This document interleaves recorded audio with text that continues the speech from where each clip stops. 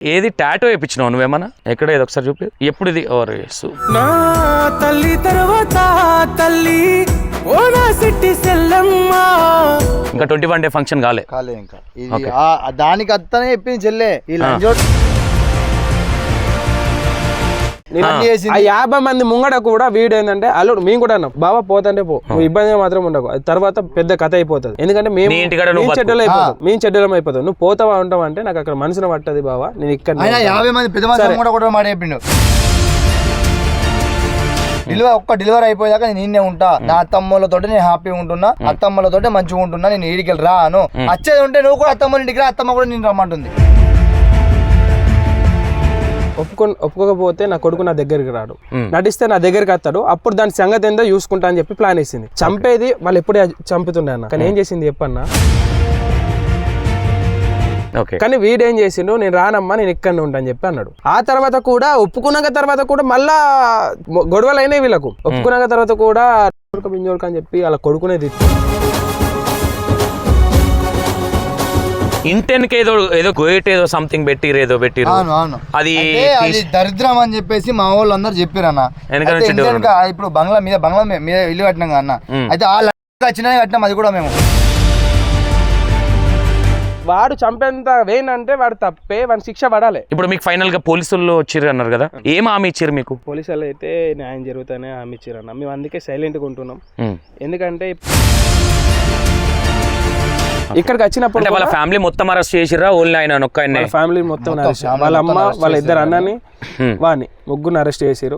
మీ చెల్లె గురించి వాళ్ళ అమ్మ ఒక మాట మాట్లాడింది, ఎంతో మందితోని నువ్వు అక్రమ సంబంధాలు పెట్టుకున్నావు అనే విధంగా మాట్లాడింది. ఒక ఆడియో కాల్ గురించి నేను వెంటనే అదే చెల్లె ఫోన్ చేసి చెప్పినాక అదే నైట్ నేను ఫోన్ చేసిన ఆమెకు. ఫోన్ చేస్తే నన్ను కూడా నానా బూతులు తిట్టింది. అరే ఎందుకు తిడుతున్నావు అమ్మ, అసలు నీకు ఏం కావాలన్నా ఫేస్ టు ఫేస్ చెప్పేయు. కానీ నా చెల్లె ఇంటికి వచ్చి కొట్టుడు, ఇంటికి వచ్చి కొట్టుడు తిట్టుడు ఈ బంద్ చెయ్యు. నీకేమైనా ప్రాబ్లం ఉందా, ఏమైనా కావాలంటే చెప్పు అంటే నా కొడుకు నాకు కావాలా. అరే నీ కొడుకు నీకు కావాలంటే స్టేషన్ లో కేసు పెట్టుకో, పెద్ద మనుషులను తీసుకొచ్చి పెళ్ళైనాక తర్వాత వాళ్ళ అమ్మనే ఒక 50 మందిని పట్టుకొని వచ్చిందన్న ఇక్కడికి. ఎందుకంటే అయిందేదో అయిపోయింది, పెద్ద మనుషులతో మాట్లాడిపించి వచ్చింది, కాంప్రమైజ్ అయిపోయింది, పెద్ద మనుషులు తీసుకొచ్చింది. ఒక డెలివరీ అయిపోయాక నా కొడుకు ఇంటికైనా ఉండాలి, డెలివరీ అయిపోయినాక తెల్లారి మాత్రం నా ఇంటికి కావాలని చెప్పేసి అన్నది. ఆమె అన్నది మాటలని కూడా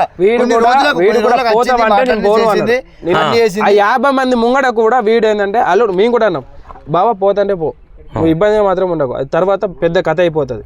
ఎందుకంటే మేము చెడ్డలం అయిపోతాం, నువ్వు పోతావా ఉంటావు అంటే నాకు అక్కడ మనసున పట్టది బావా. నేను ఇక్కడ 50 మంది పెద్ద మనుషులు కూడా మాట చెప్పిండు. నువ్వు అన్నలకి ఎంత మంది ఇచ్చేసినావు, నాకు ఎంత మంది ఇచ్చేసినావు, నిన్ను కూడా నేనే చేస్తున్నా. ఇప్పుడు కూరగాయలైనా దేనికైనా నేనే తీసుకొస్తున్నా. అమ్మా నేను ఇప్పుడు బతకాలనుకుంటున్నా మాదాపూర్లా అన్నాడు. పెద్ద మనుషులు ముంగట్టే అన్నాడు, 50 మంది మాదాపూర్లోనే బతకాలనుకుంటున్నా, నువ్వు ఇస్తావా ఆ ఇల్లు జల్ది ఇచ్చేయో, నేను అమ్మేసుకుంటా, నేను కొనుక్కొని బతా. ఒకవేళ లేదు కదా అంటావా, నా కొడుకు నా ఇంటికి రావాలంటావా, సరే అత్త ఒక్క డెలివరీ అయ్యేదాకా నేను ఉంటా. మేము కాదు చెప్పింది ఫస్ట్, ఆయన అన్నాడు ఒక్క డెలివరీ అయిపోయాక నేను ఈయనే ఉంటా, నా అత్తమ్మలతో నేను హ్యాపీగా ఉంటున్నా, అత్తమ్మలతో మంచిగా ఉంటున్నా, నేను ఈడికి రాను. వచ్చేది ఉంటే నువ్వు కూడా అత్తమ్మ ఇంటికి రా, అత్తమ్మ కూడా నేను రమ్మంటుంది. మా అమ్మ కూడా అన్నది బాధపడతావు. ఆమె ఎట్లా ప్లాన్ చేసిందంటే ఫస్ట్ ఒప్పుకోలేదు, ఒప్పుకోకపోతే నా కొడుకు నా దగ్గరికి రాడు, నటించాలి, నటిస్తే నా దగ్గరికి వస్తాడు, అప్పుడు దాని సంగతి ఏందో చూసుకుంటా అని చెప్పి ప్లాన్ వేసింది. చంపేది వాళ్ళు ఎప్పుడే చంపుతుండే అన్న, కానీ ఏం చేసింది చెప్పన్నా, ఫస్ట్ ప్లాన్ వేస్తే ఇట్లా పెద్ద మనుషులతో ఒప్పిస్తే అది నా ఇంటికి వస్తుంది, నా ఇంటికనే చంపేయచ్చు అని ప్లాన్ వేసింది. కానీ వీడేం చేసిండు, నేను రానమ్మా నేను ఇక్కడనే ఉంటా అని చెప్పి అన్నాడు. ఆ తర్వాత కూడా ఒప్పుకున్నాక తర్వాత కూడా మళ్ళా గొడవలు అయినాయి వీళ్ళకు. ఒప్పుకున్నాక తర్వాత కూడా బింజోడుక అని చెప్పి వాళ్ళ కొడుకునే తిట్టుడు, నువ్వు దాన్ని ఎట్లా వేసుకున్నావు అని చెప్పి తిట్టు ప్రతిరోజు ఇదే.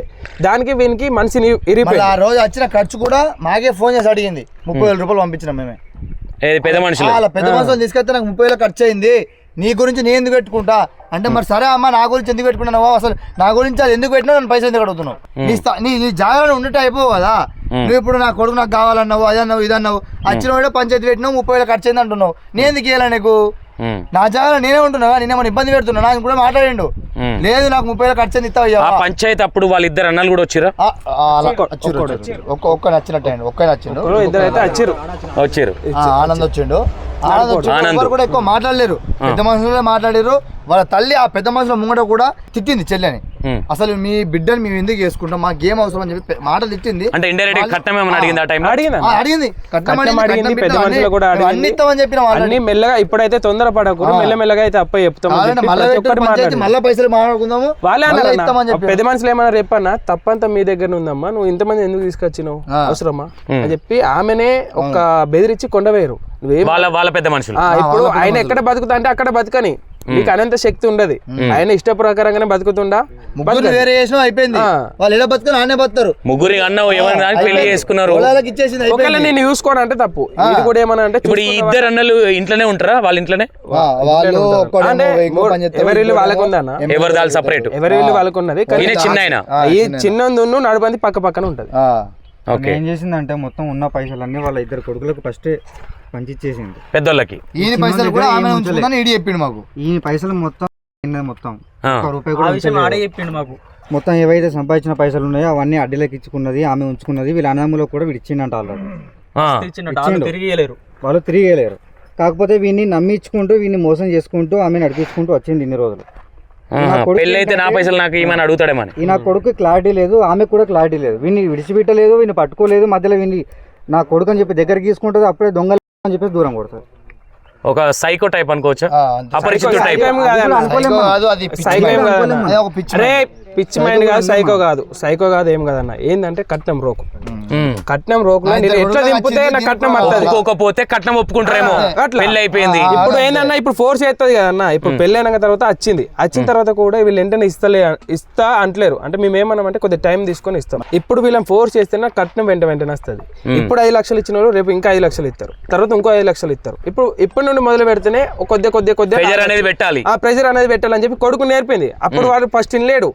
తర్వాత లాస్ట్ 3 months నుండి కథం కొడుకు బాగా నేర్పిరన్న. వాడు దసరా టైం అనుకోవచ్చా, బండి కొనిచ్చినాక కొనియక ముందుకు ఇది ఇక 3 months అన్న ఇక చూసుకో మొత్తం మీద 3 months. అప్పటి నుండి వాళ్ళ అన్నదమ్ములు ధైర్యం ఇచ్చాడు వీనికి.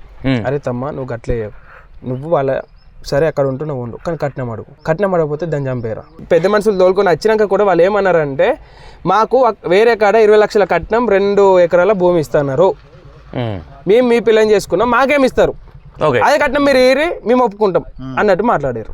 ఇప్పుడు ఓవరాల్ గా ఫైనల్ గా వైష్ణవి ఇష్యూ అనేది కట్నం గురించి అన్న, అంతకు మించి ఏం లేదన్న.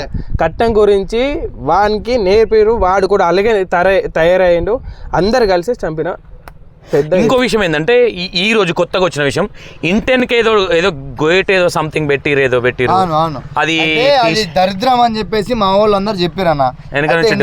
ఇప్పుడు బంగ్లా మీద ఇల్లు కట్టినాం అన్న, అయితే చిన్న కట్టినాం. అది కూడా మేము అందరం కింద ఉండేటోళ్ళము.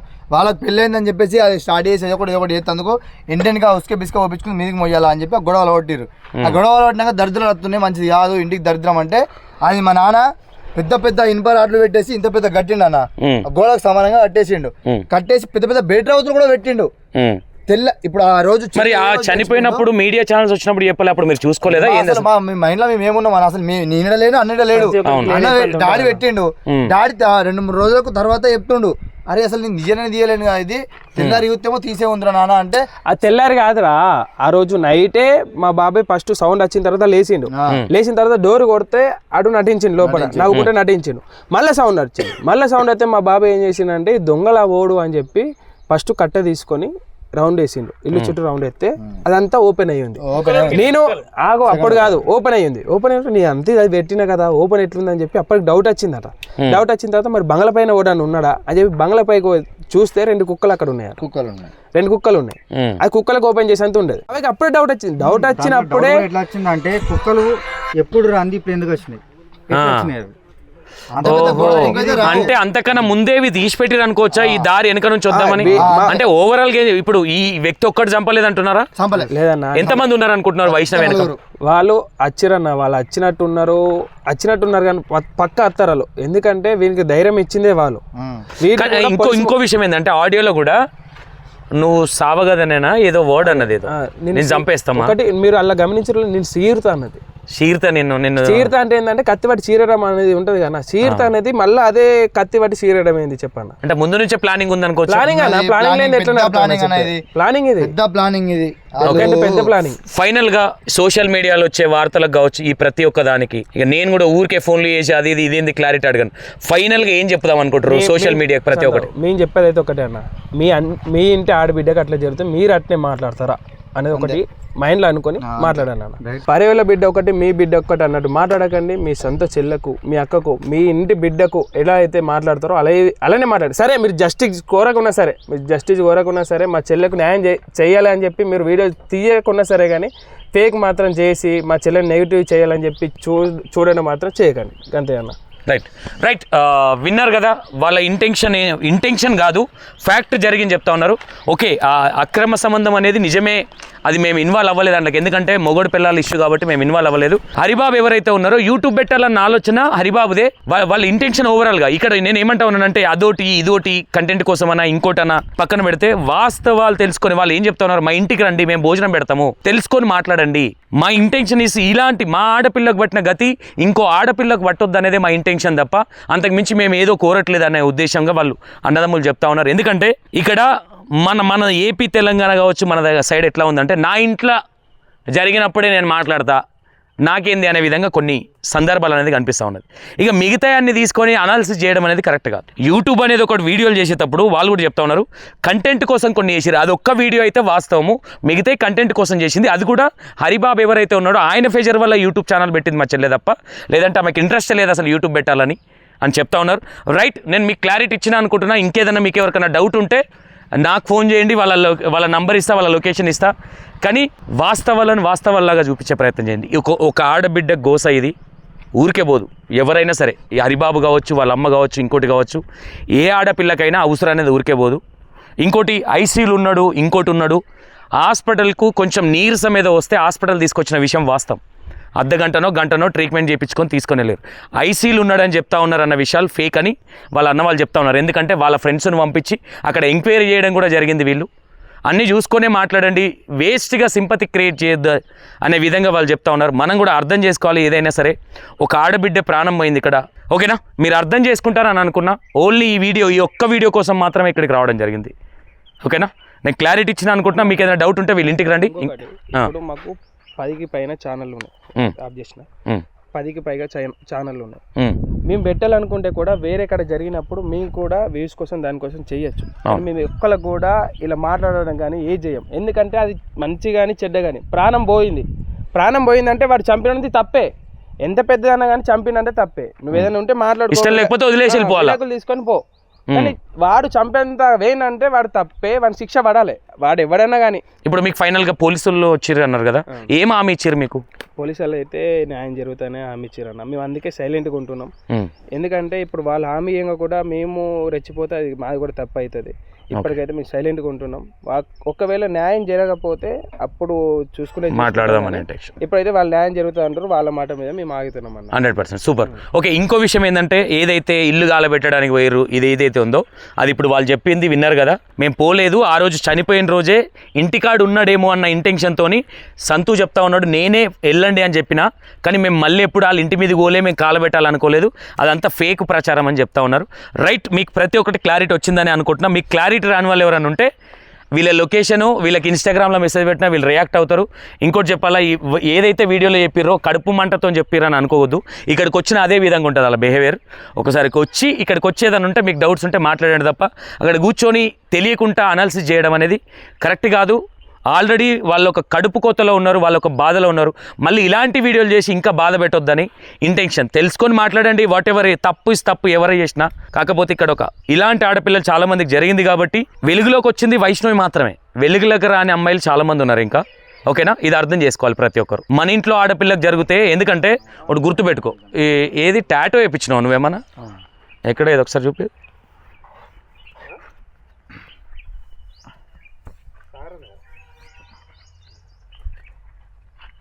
ఎప్పుడు ఇది?